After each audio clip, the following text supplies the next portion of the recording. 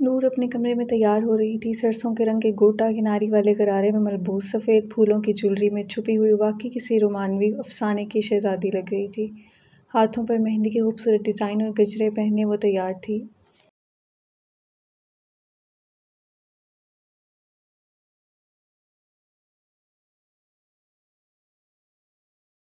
अम्मी, उसने कमरे से बाहर निकलकर नायला को आवाज़ लगाई। क्या है नूर, मैं मसरूफ़ हूँ, उन्होंने किचन से जवाब दिया। परी से पूछें कब आ रही है, मेरे जूते उसके पास हैं। वो मसरूफ़ होगी, थोड़ी देर तक आ जाएगी, अब एक जगह बैठ जाओ।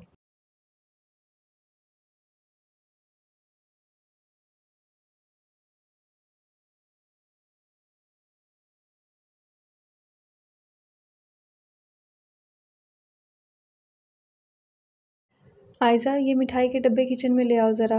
आयज़ा लाउंज में कुछ मेहमानों को चाय दे रही थी जो अभी पहुंचे थे। उसने कोने में मेज़ पर रखे में मिठाई के डब्बे उठाए और किचन में ले गई। मुमानी, ये कहाँ रखूं?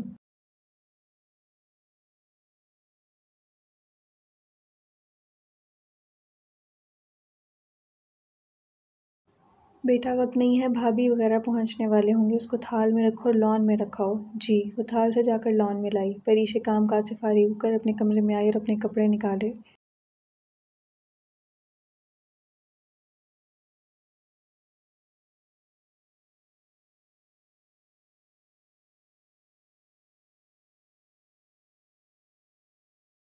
गहरे सब्ज रंग की पाँव को छूती फ्रॉक जिस पर सुनहरी रंग का खूबसूरत काम था और हम रंग दुपट्टा जिस पर भारी गोटा किनारी लगी थी। बालों को हल्का सा कर्ल किया और खूबसूरती से हल्का मेकअप किया, पाँव में खुस्सा पहना। वो ड्रेसिंग टेबल के पास आई और नीचे झुककर दराज से अपनी ज्वेलरी निकालने लगी।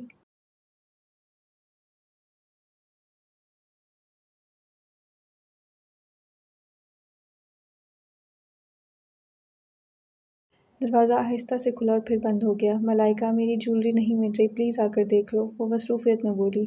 नज़रें अभी भी दराज के अंदर थीं। वो मसरूफ़ सी बोली, जब एक लम्हे को कुछ महसूस हुआ।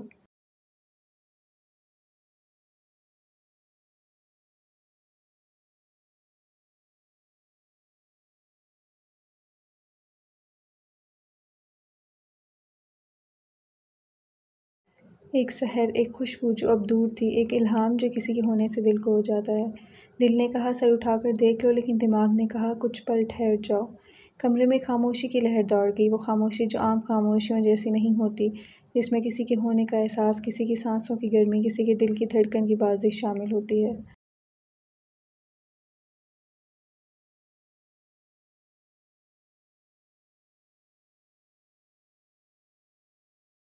दिल ने धड़कन रोकी और दिमाग ने जैसे सरगोशी की, देखो परी, देखो वो आ गया है। लेकिन कदमों की चाप, वो चाप नहीं थी जो जल्दी में आती है। वो चाप थी जो बरसों के फासलों को चुपचाप नापती है। एक कदम जैसे धड़कन को सहलाता हुआ आ रहा था। आहिस्ता से कमरे के बीचों बीच वो कदम रोके। परी ने आहिस्ता से सर उठाया और वक्त थम गया।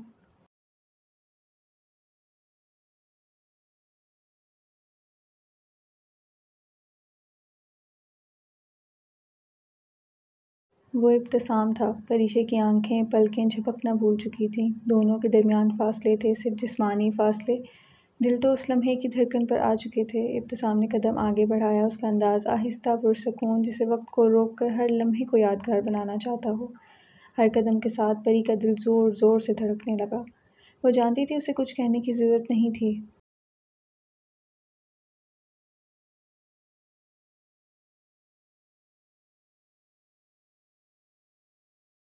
इब्तिसाम ने आकर मेज़ के किनारे पर हाथ रखा और सर को हल्का सा एक तरफ झुकाकर बोला, मेरे आने की आवाज़ सुन लो परी, मैं आ गया हूँ, तुम्हारे लिए, हमारे लिए।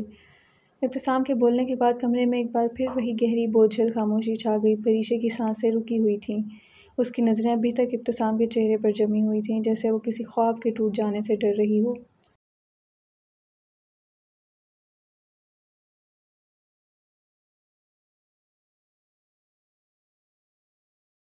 इब्तिसाम ने मेज़ पर रखा हुआ हाथ आहिस्ता से सरकाया, सिर्फ 1 इंच, फिर 1 इंच और, यूं कि उसकी उंगलियों का सिरा परीशे के हाथ के पास पहुंच गया, जो अभी तक दराज के किनारे पर था। वो छुआ नहीं, बस गुर्बत का एहसास दिला रहा था।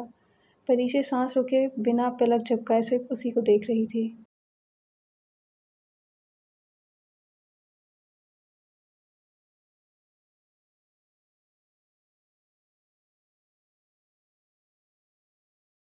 फिर एकदम उसने अपनी आंखें बंद कर लीं। खोलो आंखें परी।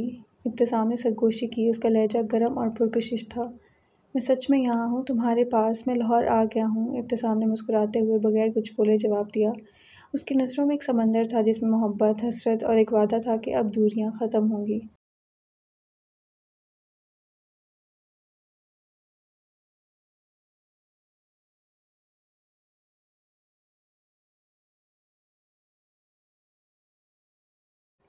हाँ, अब काहिरा में वो खूबसूरती कहाँ रही थी, वो सुकून कहाँ रहा था जो था वो लाहौर में था। इब्तिसाम ने मेज़ के किनारे से हाथ हटा लिया और सीधा परीशे के सामने खड़ा हो गया। अब उनके दरमियान सिर्फ चंद इंच का फ़ासला था। परीशे को इब्तिसाम की वो मखसूस खुशबू आ रही थी, वही जो उसके तकिए पर महीनों तक रही थी, जो उसके ख़तों से चिमटी रहती थी। ये खुशबू अब हकीकत बनकर उसके सामने थी।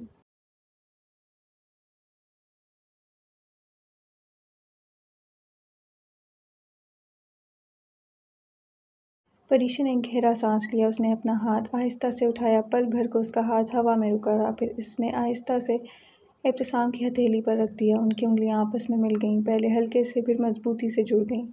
हाथों में हाथ डाले इब्तिसाम ने एक और कदम आगे बढ़ाया।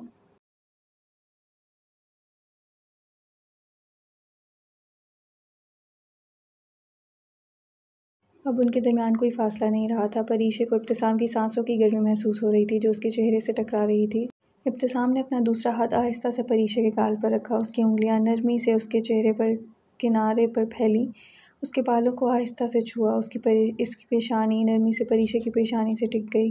उनकी सांसें गडमड हो गईं। कमरे में वक्त रुक सा गया था।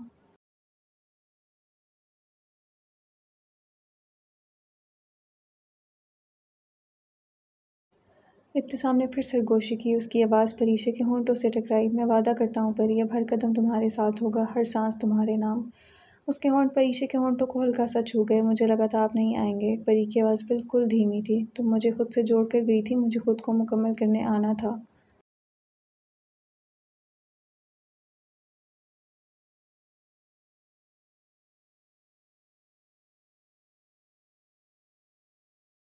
परी, मैं जानता हूँ हमारा निकाह सालों पुराना है, लेकिन क्या तुम मुझसे दोबारा निकाह करोगी? इस बार दिल से, होशो हवास के साथ। इस बार तुम्हारी रज़ा तुम्हारी आँखों, दिल और ज़बान से चाहता हूँ। परीशे की आंखों में नमी तैरने लगी। एक लम्हे को वो आंखें झपक गई।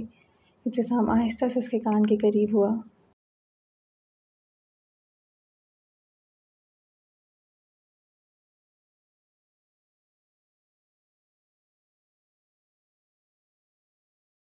क्या तुम ज़िंदगी भर मेरे साथ रहोगी, मेरे माज़ी की तलखियों को माफ़ करके, मेरी ख़ामियों को कबूल करके, जब मैं खुद से भी थक जाऊँ तब भी मेरा हौसला बनकर? क्या तुम वही रहोगी जो आज मेरे सामने खड़ी हो, बग़ैर शिकायत मेरा हाथ थामे?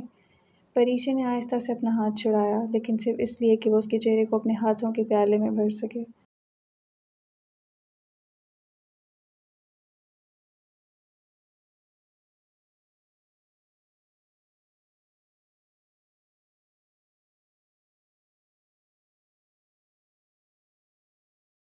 इब्तिसाम, मैं आपसे शादी करना चाहती हूँ, दिल से, पूरे इख्तियार से। मोहब्बत खुशी के दिनों का नाम नहीं इब्तिसाम, ये वो वादा है जो इंसान दूसरे के ऐबों समेत करता है। मैं आपको हर रंग, हर ज़ख़म, हर कमज़ोरी के साथ कबूल करती हूँ। आप जितनी बार गिरने लगेंगे मैं थामने के लिए यहीं होंगी, क्योंकि मैं आपको अधूरा नहीं, मुकम्मल चाहती हूँ।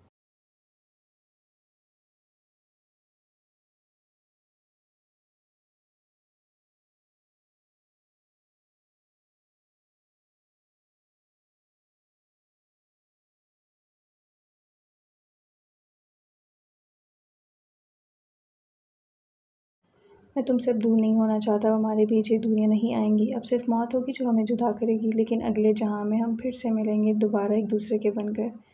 परीशे की आंखें झुक गई। उसका दिल मुकम्मल हो चुका था।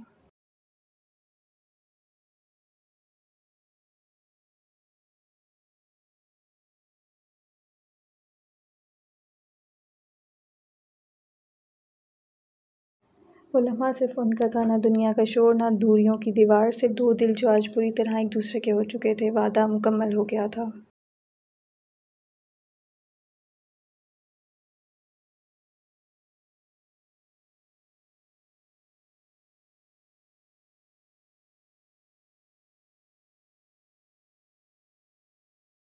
ज़री खाला नायला आंटी का फ़ोन आ रहा है, बार बार वो पूछ रही हैं कितनी देर है। और मलाइका ने लाउंज में आते हुए ज़रीना से कहा, जो नूर के निकाह का जोड़ा पैक कर रही थी। वो भी साथ लेकर जाना था। ये जोड़ा उठाओ और बाकी सामान के साथ गाड़ी में रखवाओ। मैं परी के पास जाती हूँ, किसी चीज़ की ज़रूरत ना हो।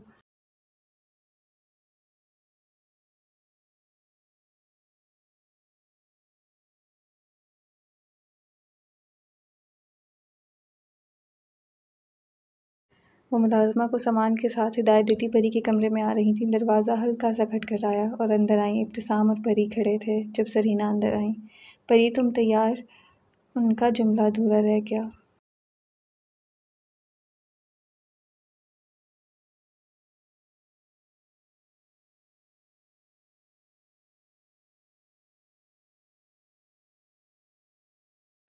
ज़रीना की नज़र फ़ौरन कमरे के बीच खड़े उस लंबे पुरसकून वजूद पर पड़ी जो परीशे के साथ था। एक सकते भरा सन्नाटा छा गया। ज़रीना की आंखें फैल गईं। उनके चेहरे पर हैरत, इंकिशाफ़, फिर एक बेपनाह जज़्बाती लहर दौड़ गई। ये वो बोल भी ना पा रही थीं। आंखों से आंसुओं की झड़ी लग गई। वो आगे बढ़ीं।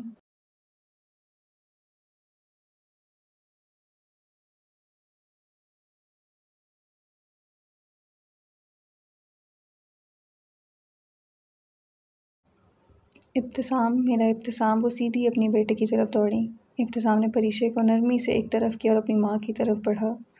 ज़रीना ने अपने बेटे को सीने से ज़ोर से लगाया। मेरा बेटा, मैंने कितना याद किया तुम्हें।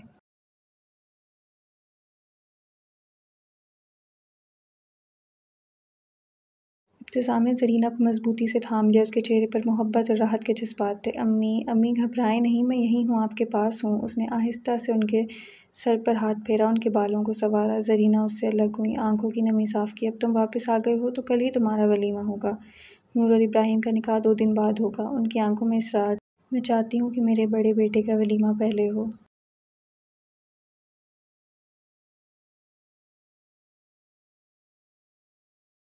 इब्तिसाम ने फिर अपनी माँ को गले लगाया, इस बार नरमी से। जी अम्मी, जो आप चाहें। उनकी नज़र फिर अपने बेटे पर टिक गई, जैसे यकीन न आ रहा हो कि वो सचमुच वहाँ खड़ा है। इब्तिसाम ने उन्हें एक और मुस्कुराहट दी, वही मुस्कुराहट जिसकी उन्हें सालों तक शदीद कमी महसूस होती रही थी।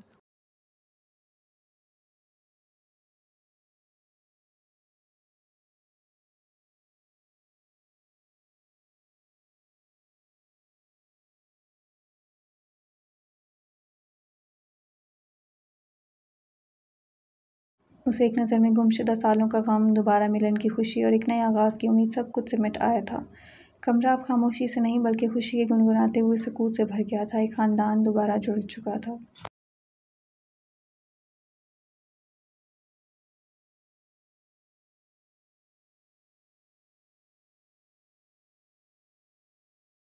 लॉन की रोशनियां मज़ीद गहरी हो गई थीं। चारों तरफ खुशबू बिखरी थी, मोती के गजरे, मेहंदी की महक और ख़वातीन के कहके फ़िज़ा में घुल रहे थे। नूर की मायूं थी और हर तरफ ज़िंदगी सी रवां थी। आयज़ा लॉन के गोशे में खड़ी मेहमानों पर नज़र डाल रही थी कि तभी तानिया उसकी नज़रों के सामने आ गई।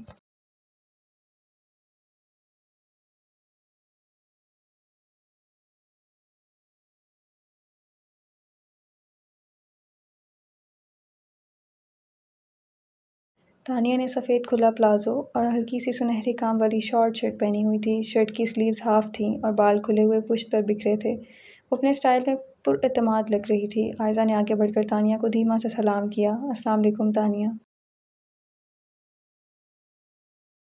तानिया ने मुस्कुराकर जवाब दिया। वालेकुम सलाम आयज़ा। दोनों एक लम्हे के लिए खामोश हो गई, जैसे बात का सिरा तलाश रही हों। तुम कब आई हो? तानिया ने गुफ्तगू का आगाज़ किया। कुछ दिन हो गए हैं, आयज़ा ने धीमे लहजे में जवाब दिया।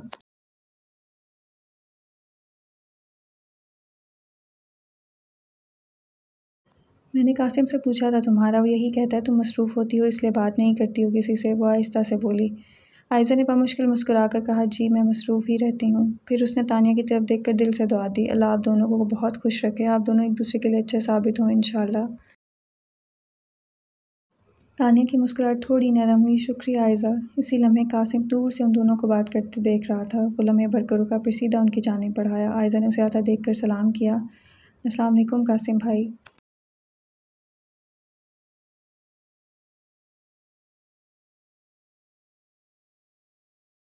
लेकिन कासिम ने जैसे सुना ही नहीं। उसने सरसरी नज़र डाले बगैर जवाब दिया और तानिया की जानिब मुतवज्जह हो गया। आयज़ा ने कुछ कहने की कोशिश की, लेकिन कासिम ने उसकी मौजूदगी को नज़रअंदाज करते हुए तानिया की तरफ कदम बढ़ा दिए। आयज़ा खामोशी से वहाँ से पलट गई। उसके कदम आहिस्ता आहिस्ता पीछे हटते जा रहे थे। कासिम ने तानिया के लिबास पर एक तनकीदी नज़र डाली। ये क्या पहना है तुमने? तानिया ने रच कर उसे देखा। क्या मतलब? मतलब ये कि आइंदा इस तरह के कपड़े मत पहनना। ये तुम्हारी पुरानी आदतें हैं, जितनी जल्दी हो छोड़ दो। तुम अब मेरी मंगेतर हो, इस रिश्ते की इज़्ज़त करना सीखो।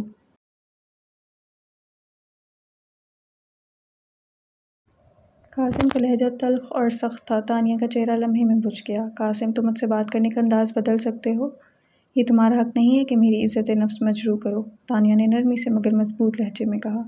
कासिम के चेहरे के तासुरात सख्ती से भी ज़्यादा ठंडे हो गए। उसने आंखों ही आंखों में उसे चुप करवाया।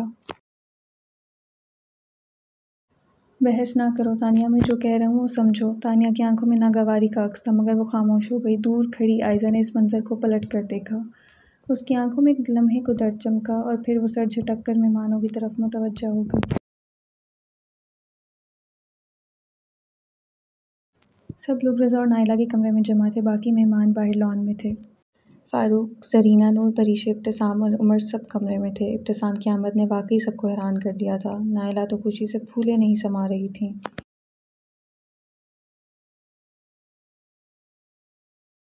रज़ा ने उसको अपने साथ सोफ़े पर बिठाया। कुछ लोग बेड पर बैठे और कुछ खड़े रहे। मैंने और फ़ारूक साहब ने आपस में तय किया है, कल इब्तिसाम और परीशे का वलीमा होगा।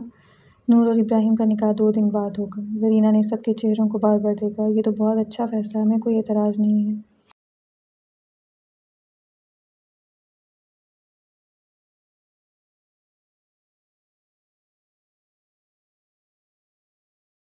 नूर ने इब्राहिम को मैसेज किया, अगर चाहते हैं कि आपकी ज़िंदगी सुकून से गुजरे तो फ़ौरन घर आएँ। लेकिन अम्मी, मेरा निकाह तो सारी लाइमलाइट परी ले लेगी। नूर के अपने मसले थे। इब्तिसाम बड़ा है और इन दोनों का वलीमा नहीं हुआ। मुझे सही फ़ैसला लगा है ये, नायला ने कहा। कुछ देर बाद इब्राहिम भी कमरे में आ गया।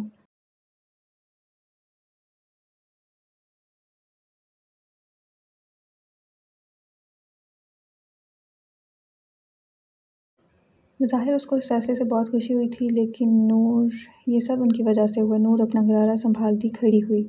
मैंने कहा था कि शादी से पहले बदशगुनी हो गई है। अगर मेरी पसंद से अंगूठी खरीद लेते तो ये सब ना होता।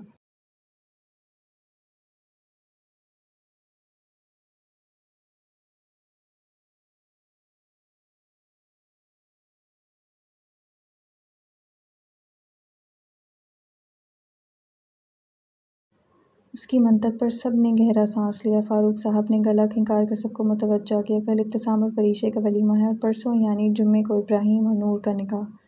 सबके चेहरों पर मुस्कुराहट आ गई।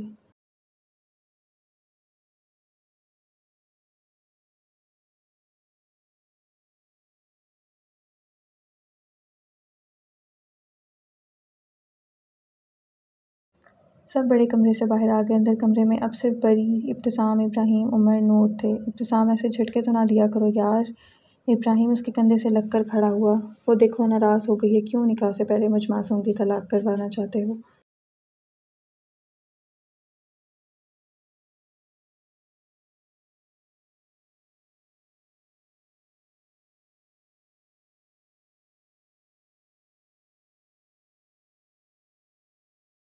इब्तिसाम हंस दिया और नूर के पास आया, जो मुंह बसोरे बेड पर बैठी थी। मेरे भाई से शादी कर लो, वरना सारी ज़िंदगी तुम्हारा जोग लेकर बैठा रहेगा। इब्तिसाम ने जगह बनाई और उसके साथ बैठ गया। इब्तिसाम भाई, अपने भाई की तरफदारी ना करें।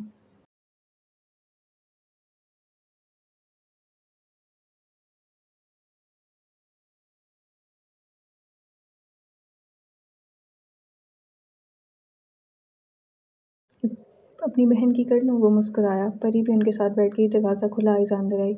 उमर, आपको मामू बुला रहे हैं। वो जाने लगी जब परी ने उसे वापस बुलाया। परी, उमर को देखो, आजकल कुछ बदला बदला सा है। नूर अपना मसला भूलकर उमर को कटहरे में खड़ा कर चुकी थी।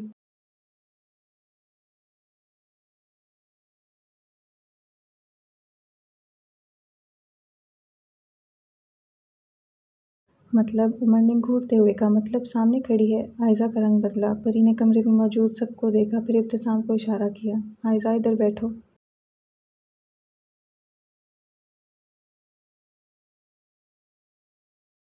नूर, इब्राहिम, मेरी बात सुनो। परी ने तमहीद बांधी। उमर और आयज़ा का निकाह हो गया है। आयज़ा का सर झुक गया था। नूर ने नासमझी से सबको देखा।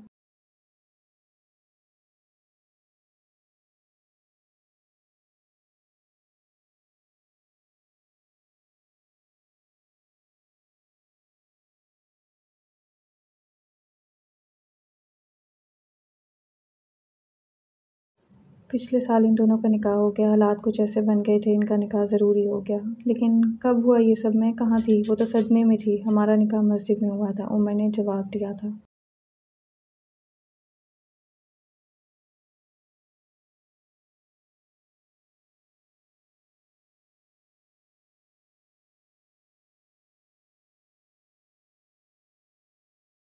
या अल्लाह, हमारे ख़ानदान में नॉर्मल शादियाँ क्यों नहीं होती? नूर तो इस बात को हज़म नहीं कर पा रही थी।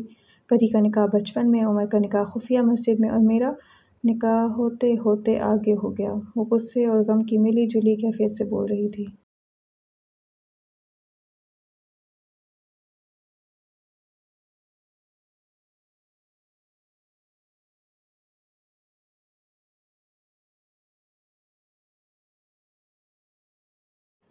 परी ने मुस्कुराहट दबाई। मेरा एक ही भाई है, कितने अरमान थे मेरे। और तुम कितनी छुपी रुस्तम निकली। ज़रा जो हवा भी लगने दी हो। अब उसका रुख आयज़ा की जानिब था।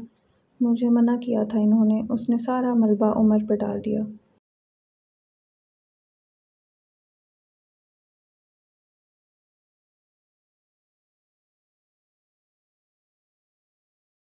उमर ने हैरत से उसे देखा। किस तरह उसने कहा था? प्लीज़ उमर, इस निकाह के बारे में किसी को ना बताना।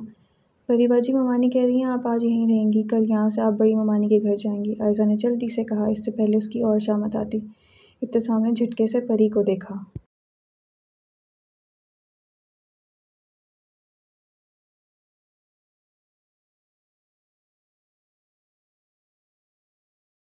वो आज आया था और परी से कितनी बातें करनी थी उसे। नूर, चलो बाहर, सब इंतज़ार कर रहे होंगे। परी ने उसका दुपट्टा ठीक किया और आयज़ा के साथ बाहर आ गई। मेरे अंदाज़े कभी गलत नहीं होते। मुझे पहले ही तुम पर शक था। इब्राहिम ने उमर को घेरा।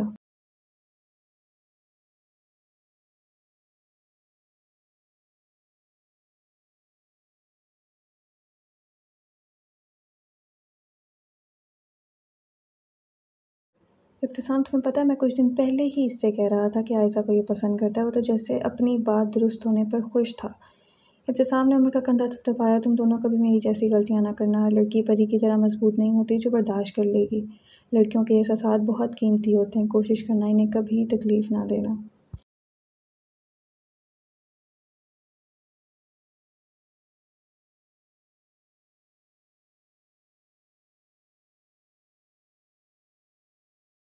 इब्तिसाम, भाई मुझे लग ही नहीं रहा आपसे इतने अरसे बाद मिल रहा हूँ। बहुत छोटा था मैं जब आप गए थे। आप हमेशा मुझे और परी को प्रोटेक्ट करते थे। वो मुस्कुरा रहा था। हाँ, तुम्हें प्रोटेक्ट करता था और मुझे मार पड़वाता था। आपकी तो हरकतें ही ऐसी थीं, उमर ने बगैर असर के कहा।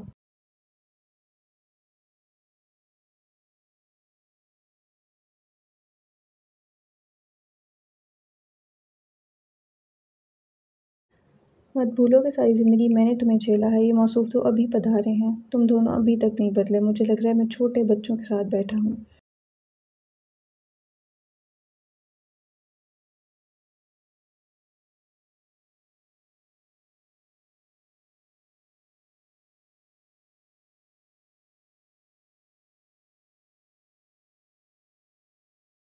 माइयों का फंक्शन ख़त्म हुआ। सब मेहमान अपने अपने घरों को चले गए थे। रज़ा साहब के लाउंज में अब सिर्फ घर के तमाम अफराद थे। राबिया भी मौजूद थी। कासिम ने अस्पताल जाना था, इसीलिए वो वक्त से चला गया था। फ़ारूक साहब, आपने सबको बता दिया है ना वलीमे का?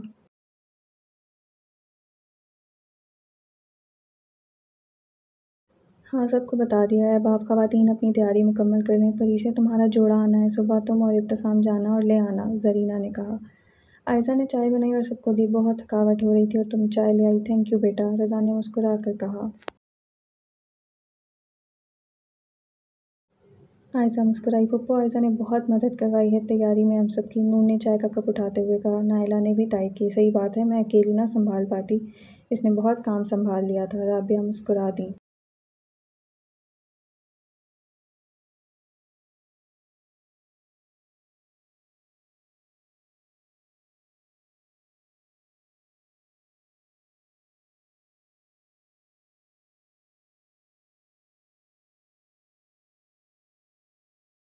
ज़रीना बेगम, काफ़ी वक्त हो गया, अब हमें भी चलना चाहिए। सुबह बहुत काम है। फ़ारूक साहब ने चाय का कप खाली करके सब रखा। सब उठ गए। इब्तिसाम ने परी को उठने का इशारा किया। उसने मुस्कुराहट दबाई और नफ़ी में सर हिलाया।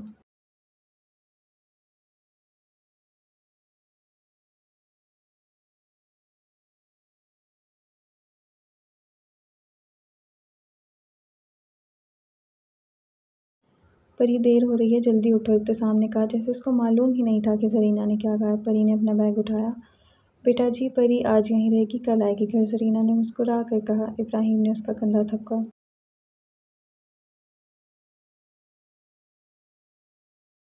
सब्र करो, लेकिन हमारी शादी हो गई है, इब्तिसाम ने एहतजाज किया। हम दोबारा करेंगे। नायला ने भी उसकी हालत से लुत्फ उठाया। इब्तिसाम लंबी सांस भरकर रह गया। परी सबसे मिली और इब्तिसाम को हल्का सा हाथ हिलाया।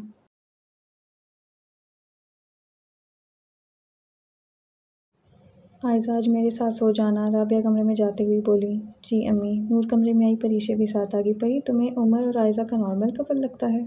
मतलब क्या वो दोनों एक दूसरे के लिए ठीक हैं? नूर ज्वेलरी उतारते हुए बोली।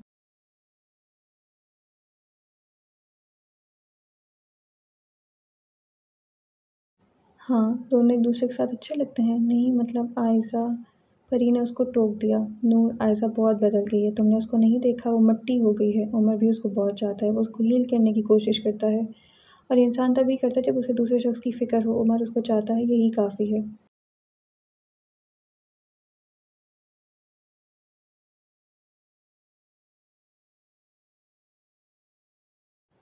मैं चेंज करने जा रही हूँ। परी ने सामान सोफ़े पर रखा। आयज़ा कमरे में आई। आयज़ा, मुझे ब्लड प्रेशर की दवा दे दो, राबिया ने लेटे लेटे कहा। अम्मी, आपकी तबीयत ठीक है? वो पास आई और उनको चेक किया। ठीक हूँ, बस घबराहट रहती है थोड़ी।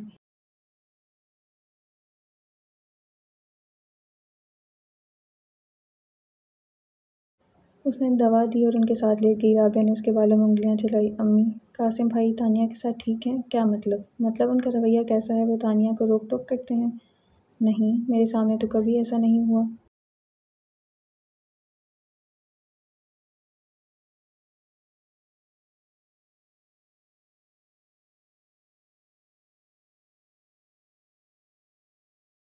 आज वो तानिया को डांट रहे थे, उसके कपड़ों के बारे में कुछ कह रहे थे। उसके चेहरे से लग रहा था वो अंदाज़ पसंद नहीं कर रही। मुझे समझ नहीं आता मैं क्या करूँ, इसका इतना तल्ख़ हो गया है, ज़िंदगी कैसे गुज़रेगी इसकी।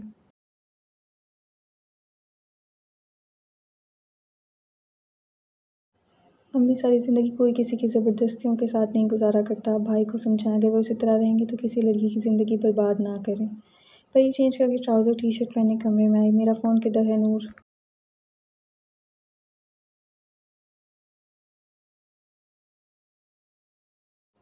तुम्हारे कमरे में। अच्छा, मैं लाती हूँ। परी अपने कमरे में आई और फ़ोन उठाया। इब्तिसाम की 7 मिस्ड कॉल्स। परी ने कॉल बैक की। पहली बेल पर इब्तिसाम ने फ़ोन उठाया। कहाँ थी यार, कब से फ़ोन कर रहा हूँ। वो लॉन में टहल रहा था, ट्राउज़र शर्ट पहने।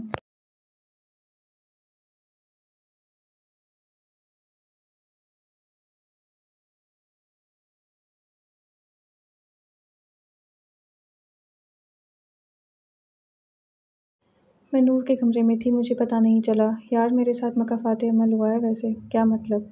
हमेशा तुम्हें छोड़ के भागता था, अब भागना नहीं चाहता तो खुद दूर हो गए हैं। इब्तिसाम, एक दिन की बात है। परी मुस्कुराई।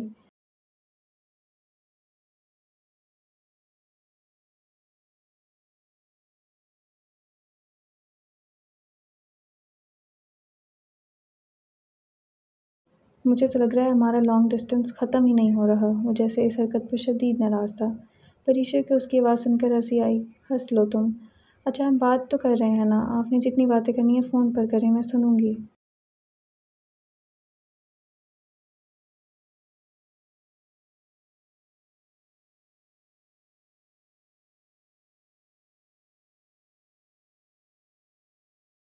एक रात में कैसे बातें कर लूँ, जब तक बोलेंगे सुनूंगी। एक रात और फिर हर बात रूबरू होगी जब तुम मेरी दुल्हन बन के मेरे साथ होगी।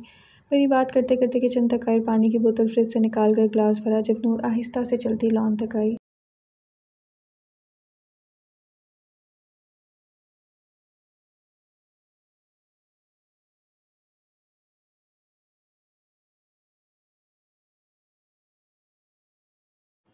परी ने ग्लास रखा और उसके पीछे आई। फ़ोन कान से लगा था और नूर कुछ बोल रही थी। इब्तिसाम, एक सेकंड। नूर, कहाँ जा रही हो इस वक्त? नूर ने आंखें मींची और परी को देखा, मुस्कुराने की कोशिश की।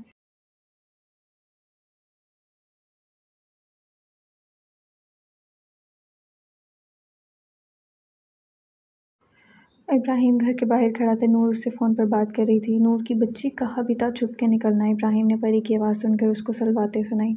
वो इब्राहिम है बाहर, वो मुझे लेने आए हैं, हम आइसक्रीम खाने जा रहे हैं। वो मुझसे माफ़ी मांगने आए हैं। अब मैं होने वाले शौहर को नाराज़ करूँगी तो अल्लाह नाराज़ होंगे ना।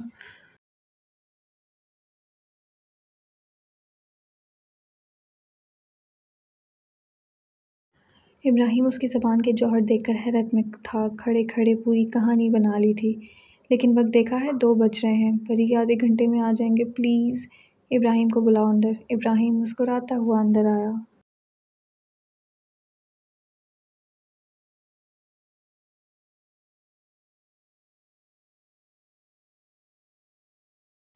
इब्राहिम आधे घंटे का मतलब आधा घंटा होना चाहिए, परी ने कहा। वो दोनों बाहर निकल गए। नूर बीबी ये बताओ कौन सी माफ़ी?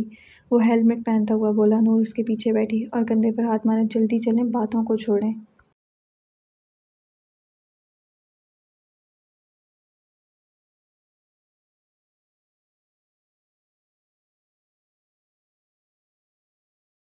एक तो तुम्हारी फरमाइश के बाइक पर घूमना है और सारे इल्ज़ाम मुझ पर।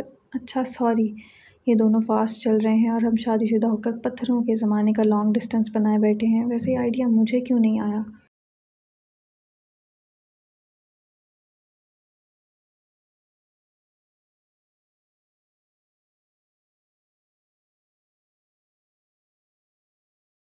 क्योंकि ये आइडिया इब्राहिम को भी नहीं आया। ये नूर का ही ड्रामा है। वो बेचारा तो सिर्फ उसे मनाने आया था। आप सो जाएं, अब जब से आए हैं मैं आपने आराम नहीं किया। मैं नहीं चाहती सब कहें कि दूल्हे को ज़बरदस्ती स्टेज पर बिठा दिया है।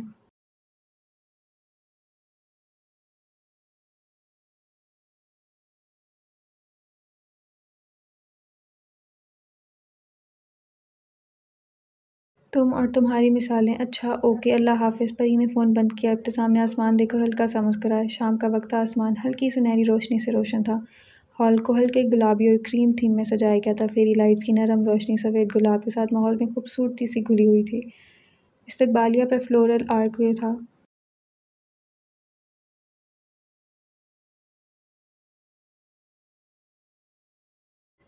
परीशे हल्के गुलाबी रंग की मैक्सी में मलबूस थी। बालों को कर्ल करके एक कंधे पर डाले, सॉफ्ट मेकअप और नफीस ज्वेलरी पहने वो आज के दिन के लिए तैयार थी।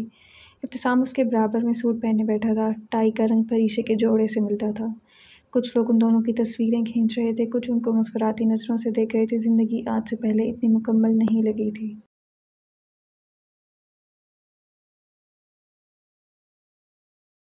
इब्राहिम ने नूर को बुलाया। नूर ने हल्के सब्ज़ रंग का जोड़ा पहना था। वो दोनों उनके साथ बैठकर तस्वीर खींच रहे थे। उमर और आयशा भी उनके पास आए। सब मुकम्मल थे। किसी की कहानी मुकम्मल हो गई थी और किसी की होने वाली थी, और एक कहानी को मुकम्मल होने में अब भी वक्त दरकार था।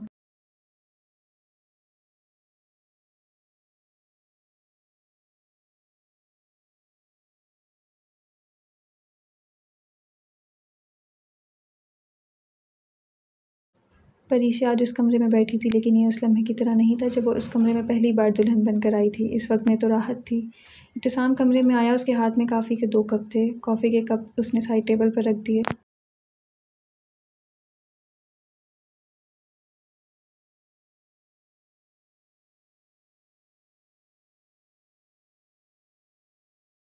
मेरे कमरे में खुशामदीद। परीशा ने मुस्कुराहट दबाई। हमारा कमरा? हाँ हमारा कमरा। एक कॉफ़ी पी लो। वादा किया था मैंने कि सारी ज़िंदगी अपने हाथ से बनाकर बुला सकता हूँ। मैं मुतासिर हो गई हूँ। आज से ही अपने वादे पूरे करना शुरू कर दिए।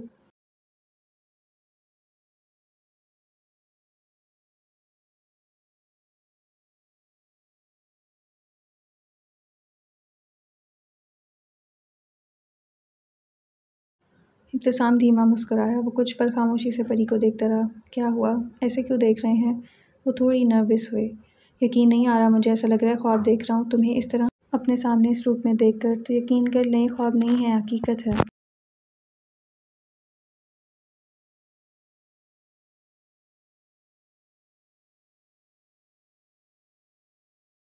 इब्तिसाम ने उसका हाथ थामा, बारी बारी अपनी आंखों पर लगाया। आज मैं तुमसे अपनी माजी की हर गलती, हर बेरुखी की दोबारा माफ़ी मांगता हूँ। परीशा ने सर हिलाया। इब्तिसाम ने दराज से एक डब्बा बाहर निकाला। उसे खोला तो अंदर सफ़ेद मखमल के कपड़े में लिपटा हुआ एक नफीस सा लिफाफा रखा था। परीशा ने हैरत से इब्तिसाम को देखा।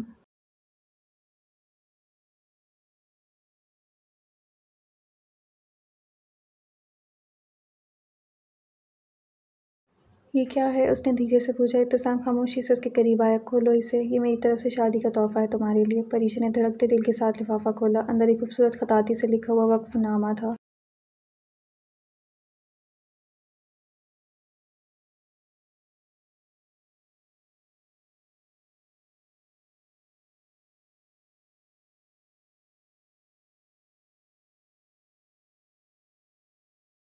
वक्फ फ़ी सबीलिल्लाह परीशा हैदर के नाम। उसके नीचे तहरीर था, काहिरा के एक देहात में एक पानी का कुआं सारी ज़िंदगी के लिए परीशा के नाम पर वक्फ किया गया है, और लाहौर के एक मदरसे में यतीम बच्चों के साल भर के अखराजात भी हमेशा के लिए उसके नाम से अदा किए जाएंगे।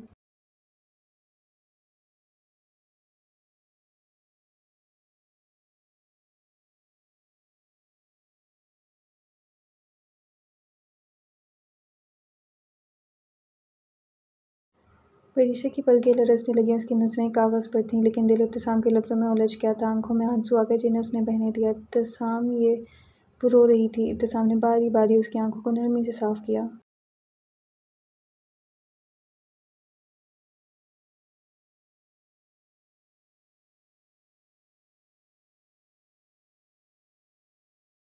जब भी तुम्हारा दिल उदास होगा, जान लेना कि कहीं कोई प्यासा इस कुएं से पानी पी रहा होगा, कोई यतीम बच्चा दुआ दे रहा होगा, और हर दुआ हमारे दिलों को जोड़ेगी, क्योंकि दुआ कभी रद्द नहीं होती।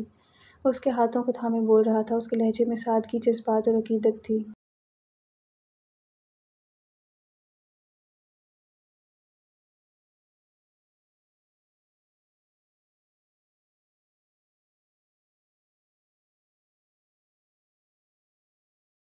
परीशा की आंखों के किनारे भीगने लगे। वो कुछ बोल न सकी। उसने सिर्फ सर झुकाकर खामोशी से इब्तिसाम का हाथ थाम लिया। इब्तिसाम ने नरमी से उसके झुके सर के नीचे हाथ रखकर उसे ऊपर देखने पर मजबूर किया। परी, मोहब्बत का सबसे खूबसूरत रूप दुआ है, और मैं चाहता था कि हमारी मोहब्बत सिर्फ लफ्ज़ों में ना रहे, इसका अक्स दुनिया में कहीं ना कहीं जीता जागता नजर आए।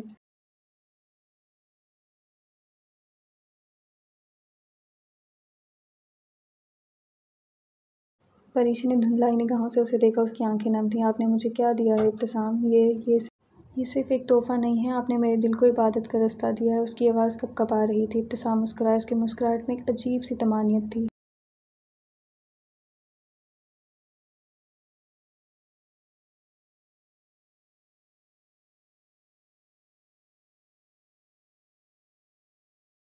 ये हमारा पहला सदका है, पहला सफ़र जो हमने अल्लाह के नाम पर शुरू किया है। परीशा के आंसू इब्तिसाम की उँगलियों पर गिरने लगे।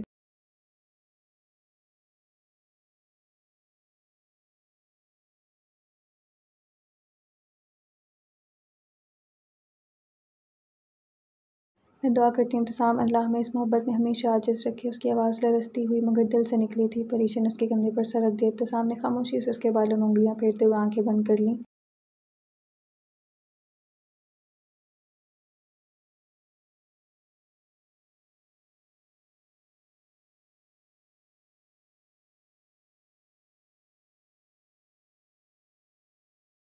दो दिन गुजर गए। निकाह का दिन आ गया था। दोनों घर एक दफ़ा फिर से तैयारियों में मसरूफ़ थे। नूर ने हल्के नीले रंग की पाँव को छूती फ़्रॉक पहनी थी। इब्राहिम ने सफ़ेद शलवार कमीज़ और वास्कट पहनी थी।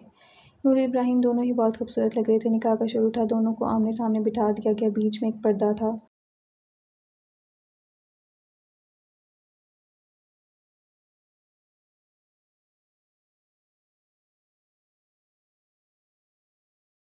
कुछ ही देर में इजाब व कबूल का मरहला आया। दोनों ने एक दूसरे को इस रिश्ते में कबूल किया। वो दोनों स्टेज पर बैठे थे। परी स्टेज पर आई। उसने लवेंडर कलर की कामदार साड़ी पहनी थी। इब्तिसाम ने ग्रे शलवार कमीज़ पहनी थी। कंधों पर सफ़ेद शॉल पहने वो दोनों साथ चलते स्टेज पर आए।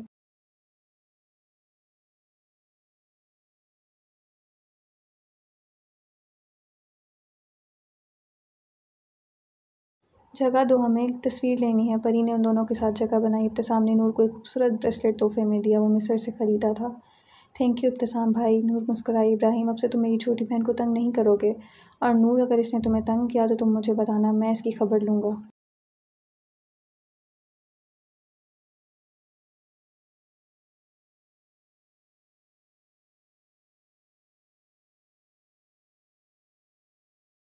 इब्तिसाम हमेशा ये तंग करती है। इब्राहिम, नहीं करता। परी ने फ़ौरन उसकी तरफदारी की। शुक्रिया परी, एक तुम ही तो हो जो मुझे सही मायनों में भाई समझती हो, वरना सगे भाई का तो खून ही सफ़ेद हो गया है। परी, तुम मेरी बहन हो, नूर ने घूर कर कहा।